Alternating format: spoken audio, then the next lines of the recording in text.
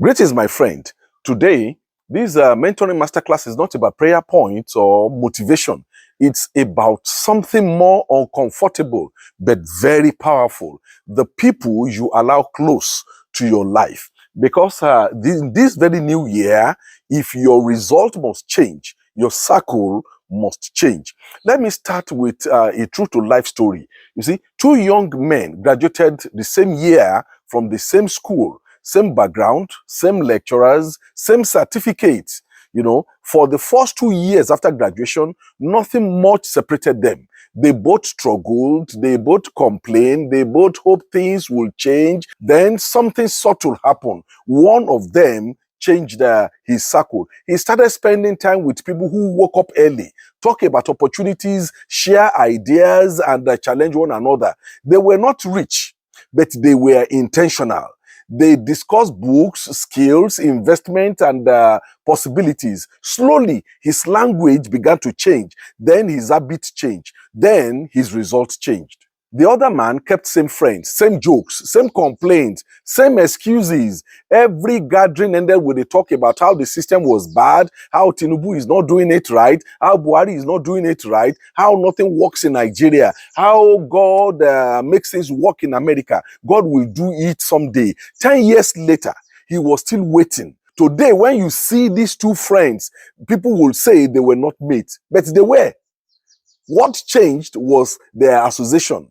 No miracle happened overnight. No lottery was won. No prophecy fell from heaven. Just a change of circle. The people you associate with quietly but powerfully shape the direction of your life. Long before major decisions are made, your association have already influenced how you think, what you tolerate, what you aspire to, and what you believe is possible.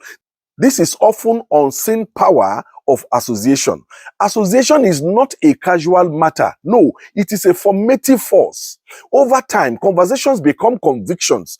Attitude become habits. Habits become outcomes. You may not immediately notice the influence, but it is always at work, either building you or diminishing you.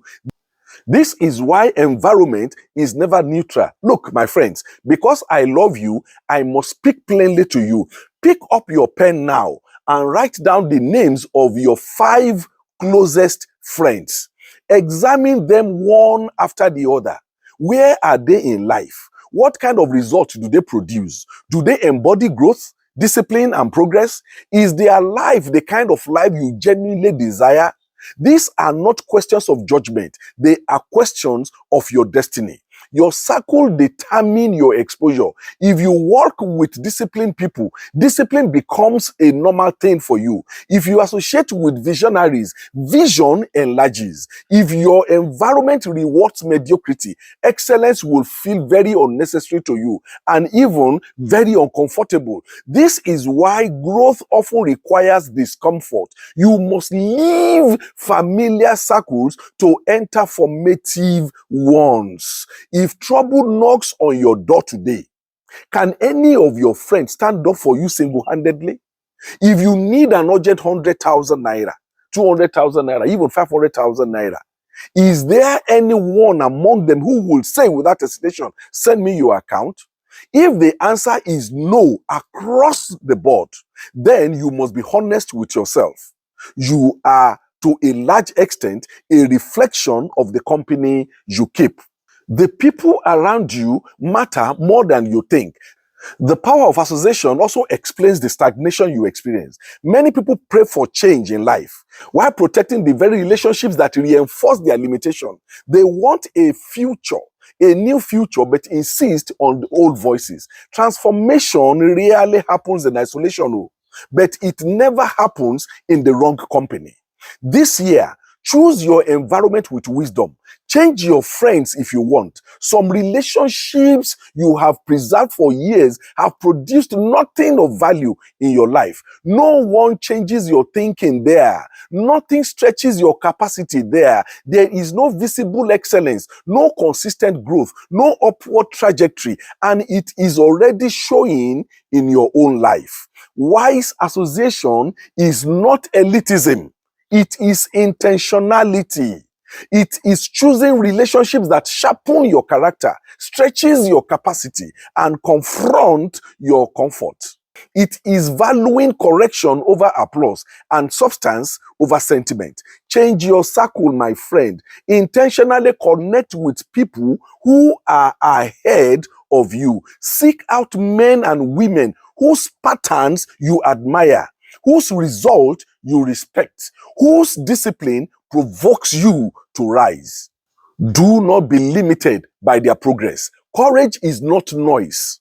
Sometimes it is simply saying, hello, say it today. Look out for that very person you admire. Go there and make friends with him. Say it now. You will be surprised how open greatness can be. Do not disqualify yourself by assuming rejection. God is your maker, my friend. Every accomplished person you admire was once where you are today. They too made a conscious decision one day to change their lives, their habits, and their association. Now it is your turn to change these people you call friends because you are down there. Equally important, remember that association is reciprocal. As others influence you, you influence them. Ask yourself honestly this question: who am I becoming because of the people around me?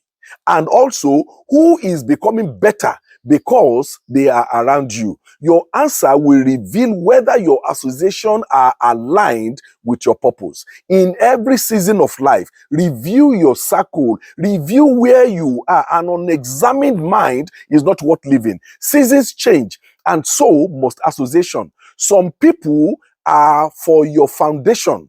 Others are for your expansion. Those people who should be there for your foundation, they might not be necessary in your expansion.